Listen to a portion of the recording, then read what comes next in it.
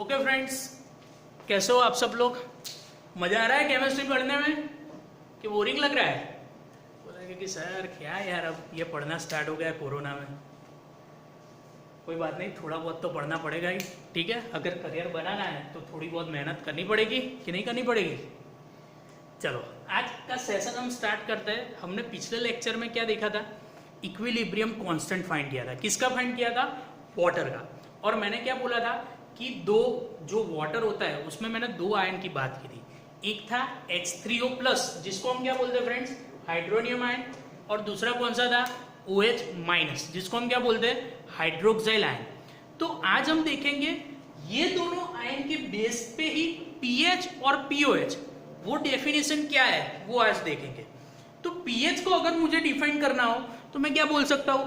PH is equal to -log H3O+ base 10।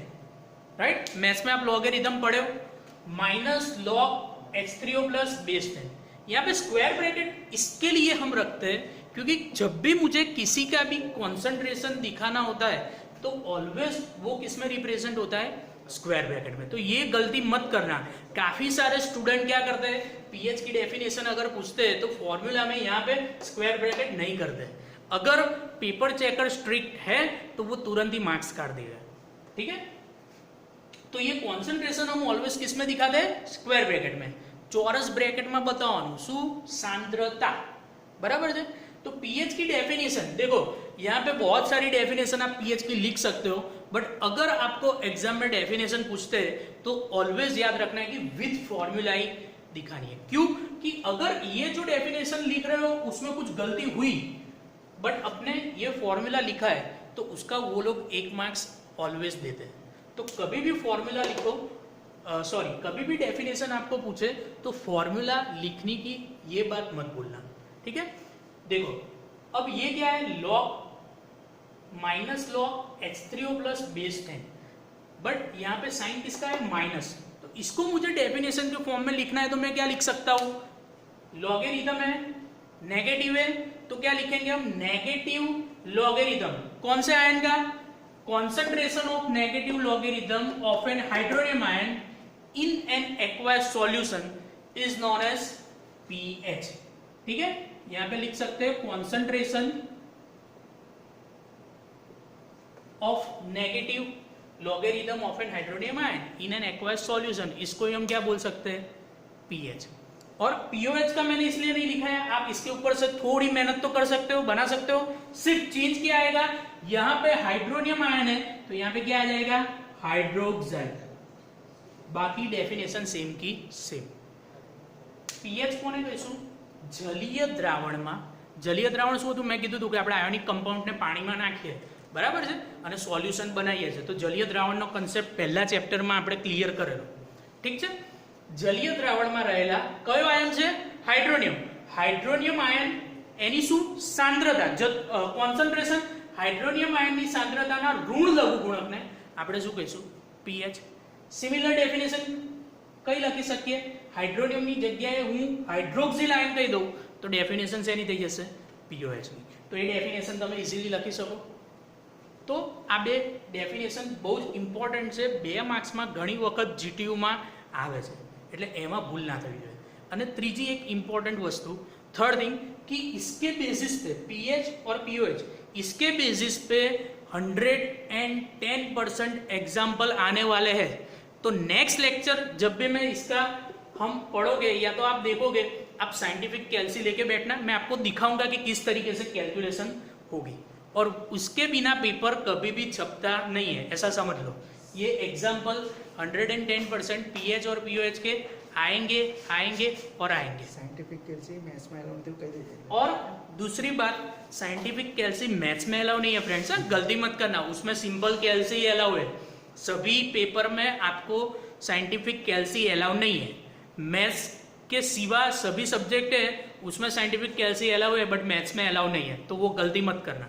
ठीक है, चलो अब मैंने पिछले लेक्चर में हमने देखा था कि 25 डिग्री सेल्सियस टेम्परेचर पे अगर मैं 1 लीटर वाटर ले लेता हूं, 1 लीटर पानी ले लेता हूं, तो हाइड्रोक्सिल आयन और हाइड्रोनियम आयन दोनों का कॉन्सेंट्रेशन कितना है? 10⁻⁷ मोल पर लीटर। उतना कॉन्सेंट्रेशन है, ठीक है। तो आज हम देखेंगे कि 25 डिग्री सेल्सियस पे पीएच और पीओएच की वैल्यू कितनी आती है। तो क्या करेंगे, मेरे पास फॉर्मूला है, ये मैंने फॉर्मूला लिख दिया। H3O+ का कॉन्सेंट्रेशन कितना है, 10⁻⁻⁷। तो उसको सर हम कैलकुलेट कैसे करेंगे, हमको तो कुछ पता नहीं है।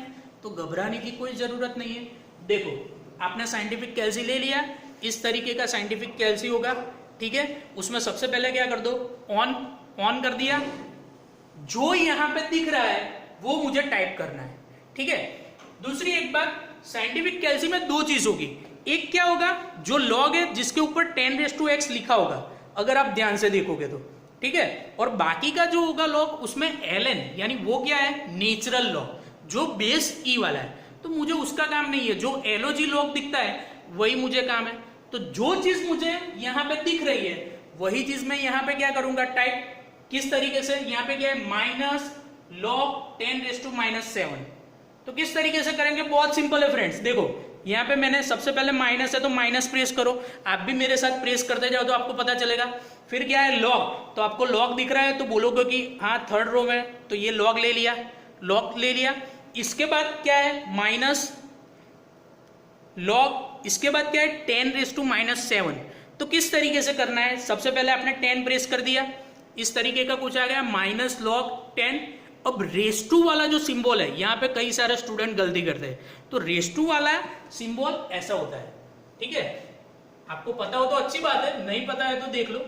इस तरीके का रेस टू सिंबल होता है, तो मुझे वही देखना है। देखो यहाँ पे दिख रहा है रेस टू का सिंबल, रेस टू क्या है, -7, तो -7।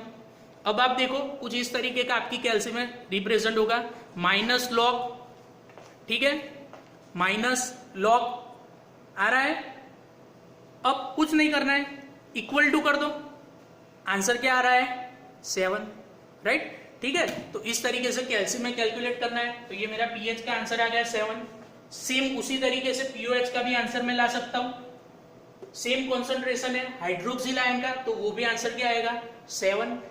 तो कई बार ऑब्जेक्टिव में ऐसा आता है कि पीएच और pOH at 25 degree Celsius, the value of pH is equal to how much, at 25 degree Celsius value of pOH is equal to how much, और दोनों का क्या आता है, कंबाइन, पीएच प्लस पीओएच, वो क्या आ गया मेरा आंसर, 14, ठीक है। तो आज के लेक्चर में हम इतना पढ़े। इसके नेक्स्ट लेक्चर में हम क्या पढ़ेंगे कि कॉन्सेंट्रेशन क्या है। मैं अभी आपको एक छोटा सा ऑब्जेक्टिव दिखा देता हूं कि कौन सा एसिडिक मीडियम है और कौन सा बेसिक मीडियम है, पोस्ट करो, राइट, तो वो देखो। ओके फ्रेंड्स, मैंने आपको बोला था कि एक इंपॉर्टेंट ऑब्जेक्टिव जो ये टॉपिक में से आता है, ठीक है, ये भूलना मत, ये कई बार एग्जाम में रिपीट होता है। कौन सा, concentration of hydronium ion is greater than the concentration of OH minus ion, तो सॉल्यूशन मेरा क्या होगा, एसिडिक। और अगर हाइड्रोक्सिल आयन का कॉन्सेंट्रेशन ज्यादा है, किससे, हाइड्रोनियम आयन से, तो सॉल्यूशन क्या होता है, बेसिक, ठीक है। तो वो लोग कुछ भी चेंज करके पूछ सकते हैं। आपको क्या याद रखना है कि अगर H3O+ का कॉन्सेंट्रेशन ज्यादा है तो सॉल्यूशन क्या होगा, एसिडिक। और एसिडिक है तो आपको पीएच स्केल पता ही है कि जैसे 0 से 7 लेके जो मीडियम होता है उसको क्या बोलते हैं, एसिडिक मीडियम। 7 से 14 होता है तो उसको क्या बोलते हैं, बेसिक मीडियम। आपको 2 मार्क्स में पीएच स्केल भी पूछ सकते हैं ड्रॉ करने को लिए।